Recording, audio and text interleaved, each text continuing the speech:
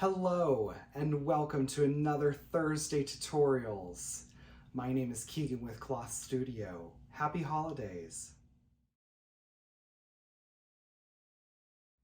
Today we are going to be learning how to do a very fun new technique using the Strippy Stars ruler by Creative Grids. This is highlighted on the Today's Deal location on our site. There's a tab physically called Today's Deal.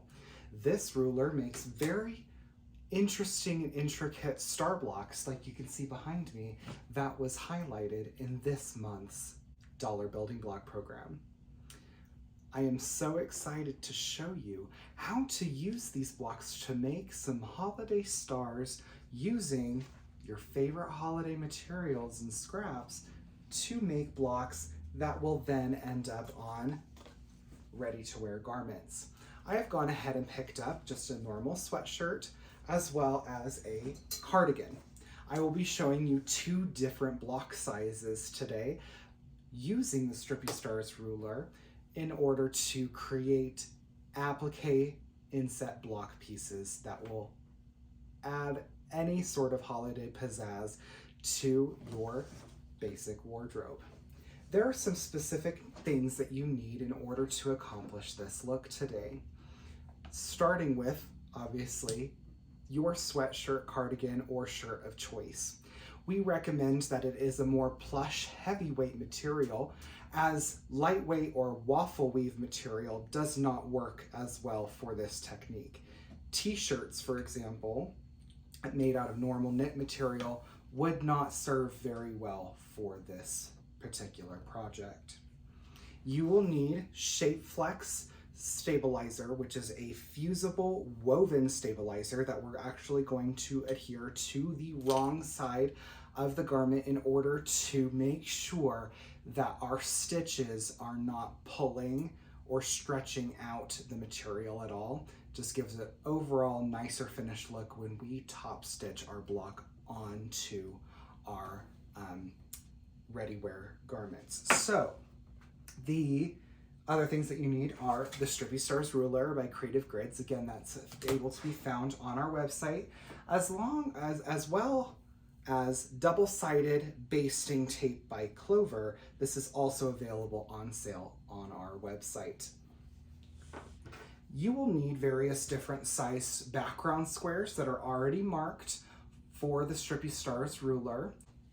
You'll also need some strips as per the pattern for the block, and standard thread and top stitching thread of your choice in the color of your choice.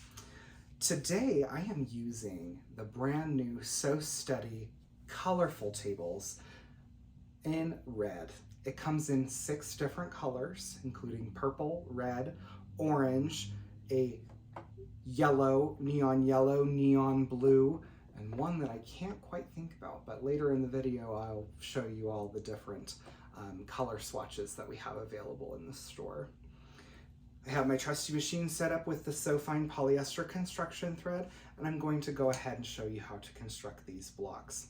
So let's come to the sewing machine and go ahead and get started. Okay, now we're at the sewing machine. I have my different size colored strips, and what I'm going to do is I'm actually going to do 2 different colored points, okay? So we have our marked background squares, and these have a triangle arrow shape on them. They do not, when you mark these correctly, they do not meet the top of that background square. There are 2 different directions in which these arrows can point.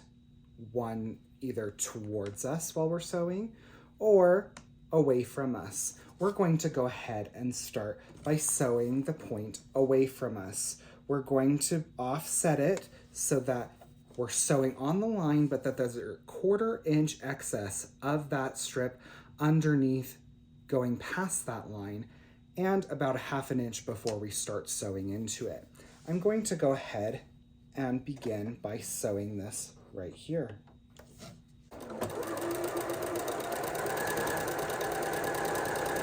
I I've gone ahead and installed my walking foot because that is what I'm going to be using for attaching the block to the actual clothing. But I'm gonna offset each one before starting, stitch a couple stitches, and then insert the next block ready to be sewn.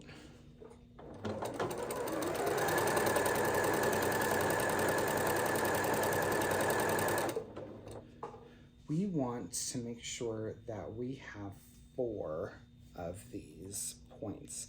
So I'm going to go ahead and sew 4 of these.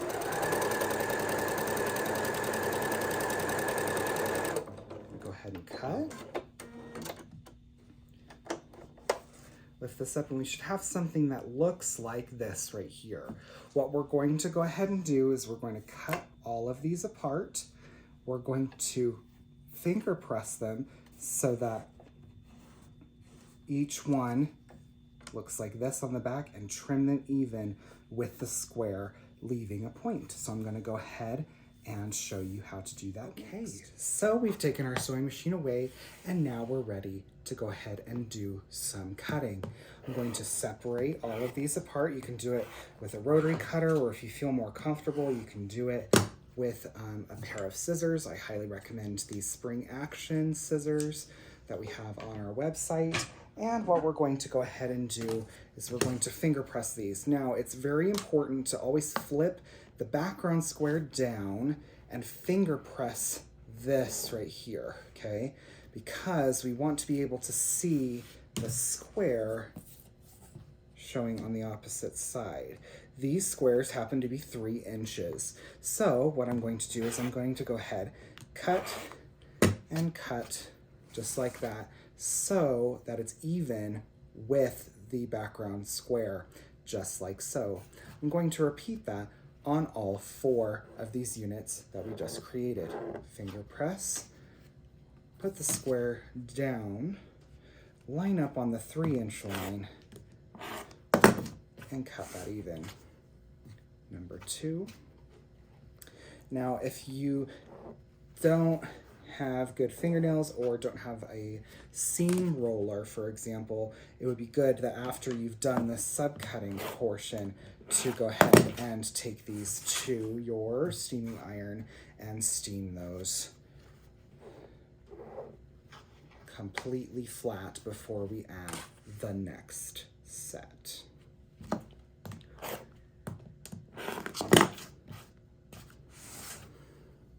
Okay, so we have 4 units that look exactly like this. I'm gonna go ahead, press these with the iron really quick, and we'll be back at the sewing machine for the next portion.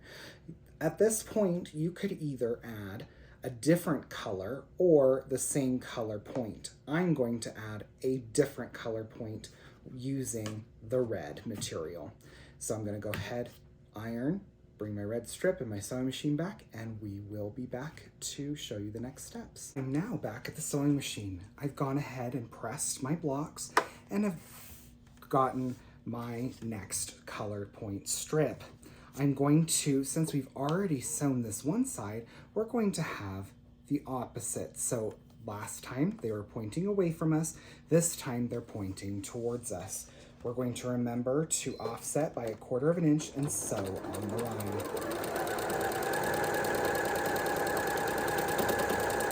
Go a couple stitches past, insert and go.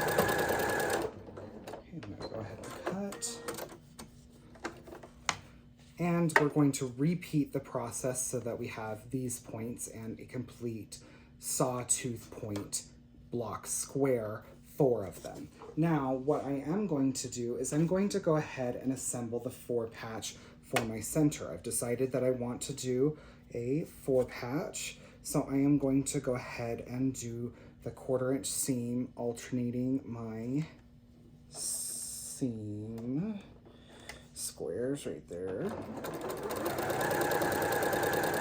This way I don't have to make multiple trips to the iron. And this is the next step anyway. So I'm gonna go ahead, do a 1/4" seam on this guy. Okay, perfect. Now done both of these, I'm going to press them all one direction. So let's just say we're going to press it towards the green. Then when I alternate them like this, then I can automatically have my seams alternated. It's really nice to prepare your material with Material Magic Liquid Stabilizer more so than a normal starch product, just because it gets it so much more nice and crisp than a standard starch or starch alternative product would, and you just get these awesome, perfect seams, and you're able to do a little bit of the ironing with your fingers just like that. But look how amazing that was, and I just did that even without pins. So the Material Magic really makes a lot of the difference with that. So I'm gonna go ahead and iron this. We're going to iron and cut apart all of our other blocks, and then we're going to go ahead and talk block assembly.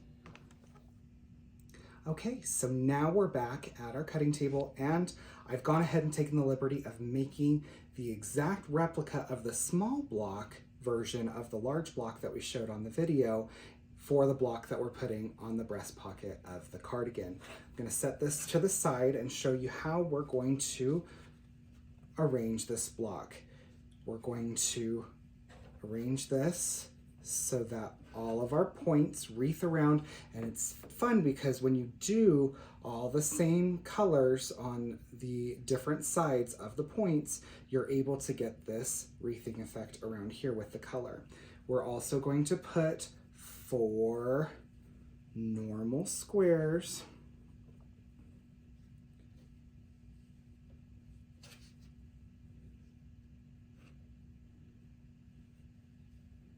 in the corners and our 4-patch in the center. How cute is that guy? We're going to repeat the same thing with our small block and then attach all of the rows together and attach each of the rows to 1, 2, and 3. Now, it's important to recognize that we need to alternate our seam directions, meaning that if we start going down here, that we're going to zip it up, meaning that we're going to go the opposite direction. If we keep stitching in the same direction, that's actually going to pull with the tension of our sewing machines in that same direction all the way across our rows, and it will create that kind of rainbow effect, making it very hard to put straight pieces to straight pieces because one of them is curved. And so make sure to alternate your seams and alternate as we put this together.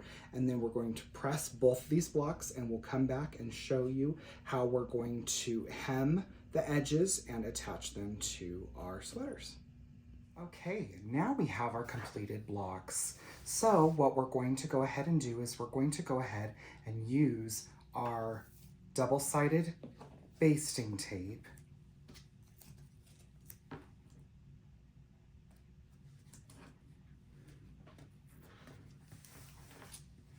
And then get a really good rub on there. Then you remove it, fold it against itself on the tape. The nice thing about this tape is that it actually is has a width to it, so you're actually able to get a nice crisp fold right there. A lot of basting tapes have problems. You have problems with folding them over because they don't have anything to fold back against. So specific angle, there we go. Perfect. Fold back against itself all the way across. Ta-da. 2 more sides. Make sure you're putting it at the very top of the block.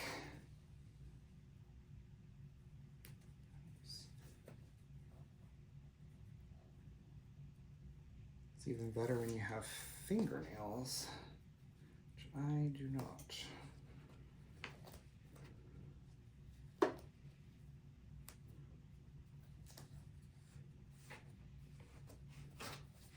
Okay, perfect.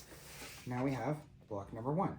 We're going to go ahead and repeat the process with a smaller block, and then we will come back and talk about the adhering of these to our clothes. Okay, so now we're back. We have both of our perfectly hemmed blocks, as well as pieces of Shapeflex SF101 fusible woven stabilizer that we're going to adhere to the wrong side of both of these articles of clothing. So we have our cardigan as well as a sweater.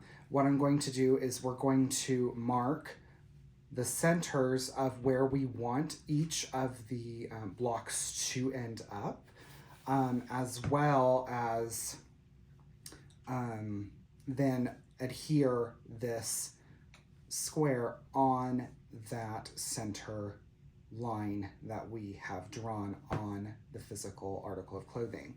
We're then going to flip it right side out, adhere our blocks with 505 spray, and top stitch all the way around as desired. I'm going to show you that in just a minute, but I'm going to go ahead, we're going to go to the iron, and we're going to fuse down our Shapeflex. Hello and welcome back to our ironing board. So, like I said, I'm going to be working with this sweater first, and I am going to turn it inside out, okay? We're going to make sure that we're working from the front. You want to make sure that your sweater has a tag or writing or something that is able to show you that that's where is the back. Some don't, especially if you're repurposing a sweater or a piece of clothing from the DI, which is also a great recommendation as well, in order to save some money. So I'm going to fold this in half. I'm going to make sure that I match those armhole seams right there, and make sure that these top seams match and the arm seams up there match as well. Once I'm confident of that, then I'm going to take my iron, I'm going to lightly press that so that it's in half. So that way I have a crease that I'm able to see right here. Now, where the actual block goes is up to you, but normally they're just a little bit down from the neck seam right there. So I'm gonna go ahead and put this on here. Now, when we are adhering this, we want to make sure that we are doing it from the wrong side, especially if it's a plush fabric. We don't want the steam or anything to destroy that, but we want to make sure that we iron in place for about 4 to 5 seconds in each place. This is only really effective if you have a Loristar iron, because the steam is so fine, it activates the glue in the steam a little bit, well, a lot a bit better than a standard iron. You'll want to kind of wet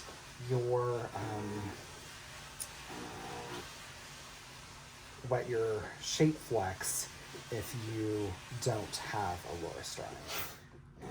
Okay, now that's on nice and good.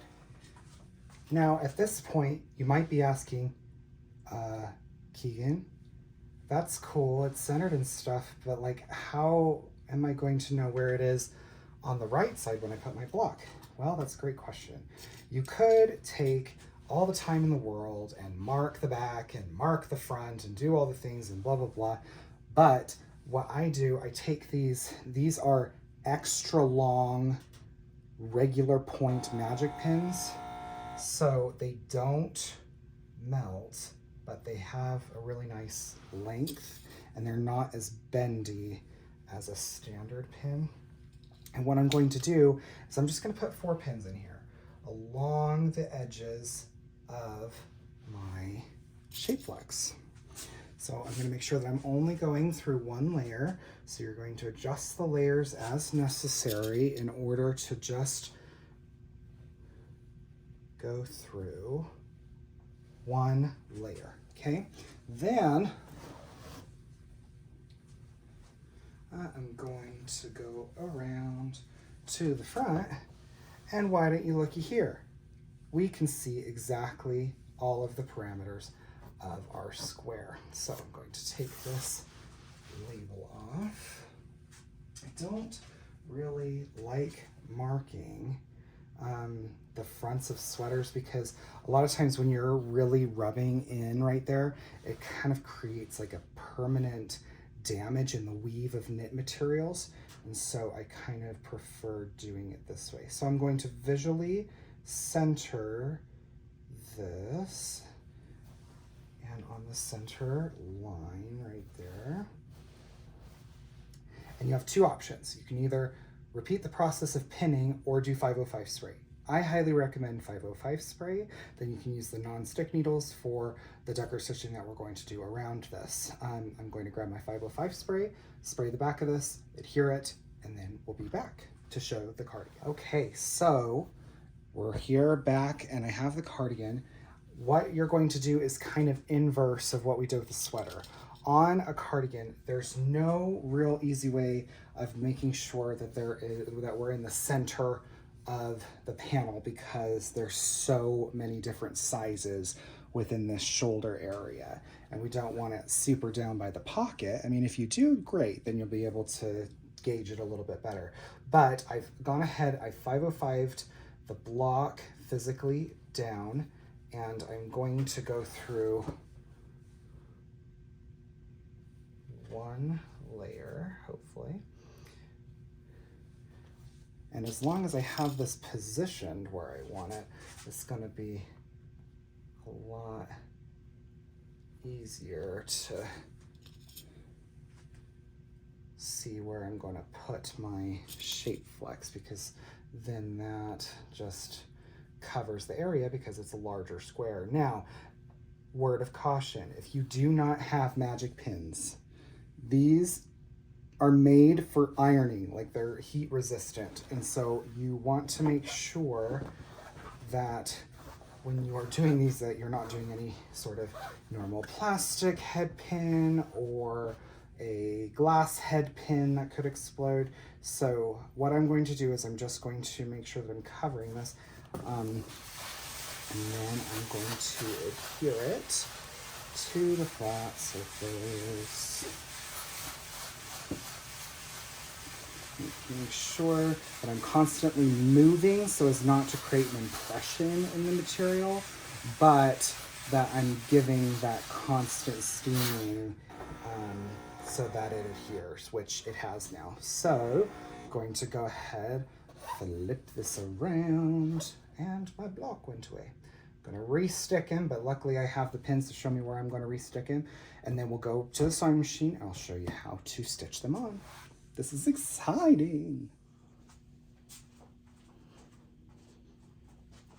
Okay, so now we're back at the sewing machine. I've gone ahead and selected my straight stitch. You could do a blanket stitch. You could do all sorts of a myriad of different stitches.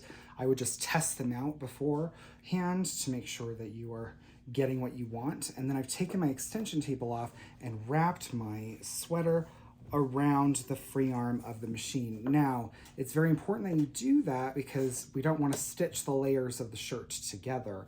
It's a little bit easier on the cardigan where it is able to be separated into a semi-flat piece, but on a continuous round garment such as this sweater, it's a little bit better. We want to make sure that we are increasing our stitch length and using a walking foot.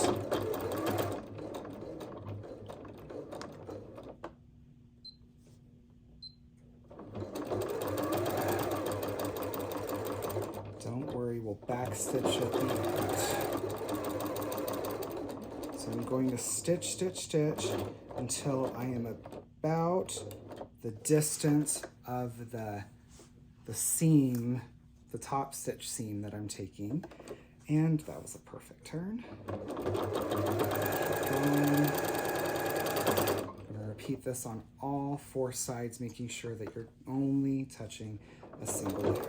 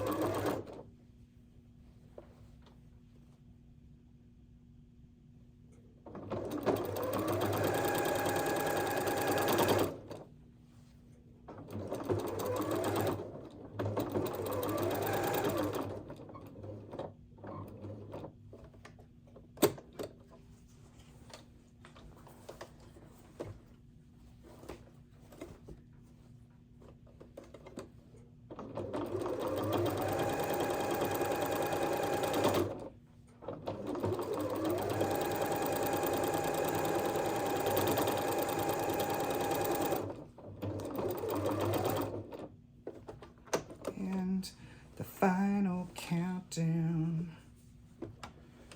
Might have to finagle it because you're back to where you started. There we go.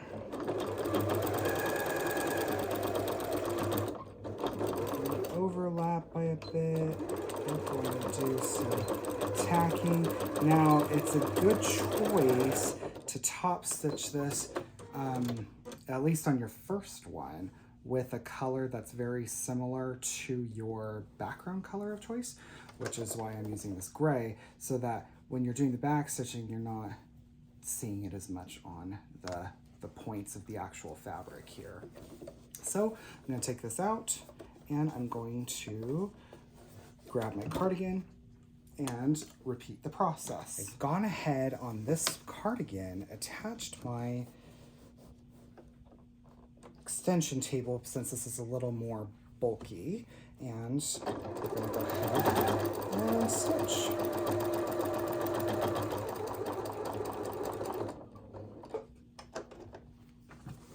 This is cute for accessorizing or personalizing your wardrobe for the holidays, just in general.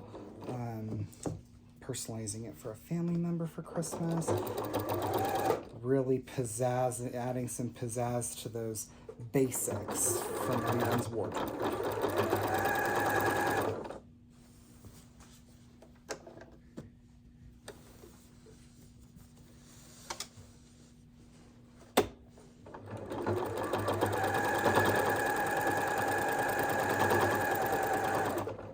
Okay, stopping and pivoting. Kind of have to wrangle this guy. Make sure that he goes through enough.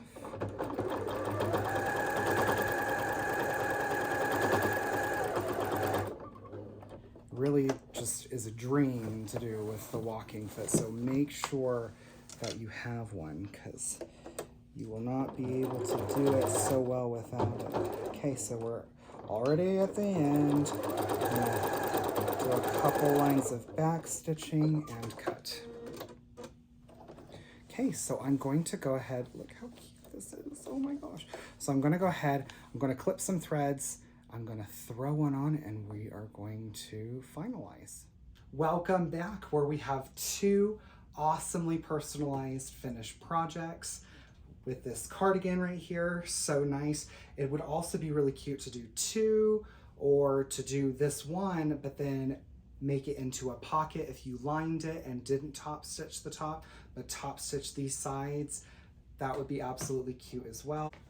But look how cute this turned out as well. I cannot wait to wear this during the holidays and at all of my holiday gatherings. So, how do you get this pattern? All of my patterns are available. When you purchase the Strippy Stars ruler from us at the Kloth Studio, you will be able to get the free download on all of the steps that I took in order to make both the block for the cardigan as well as the block for the sweater, as well as some other tips and tricks on alignment and everything that we talked about today in written format. So again, if you purchase the Strippy Stars ruler from our website, theklothstudio.com, that's cloth with a K, you will be able to receive this free download. Email us at Keegan at theklothstudio, Keegan at theklothstudio.com in order to receive your free download. Thank you so much, and happy holidays from all of us at the Kloth Studio. We'll see you next week for another great tutorial. Bye-bye.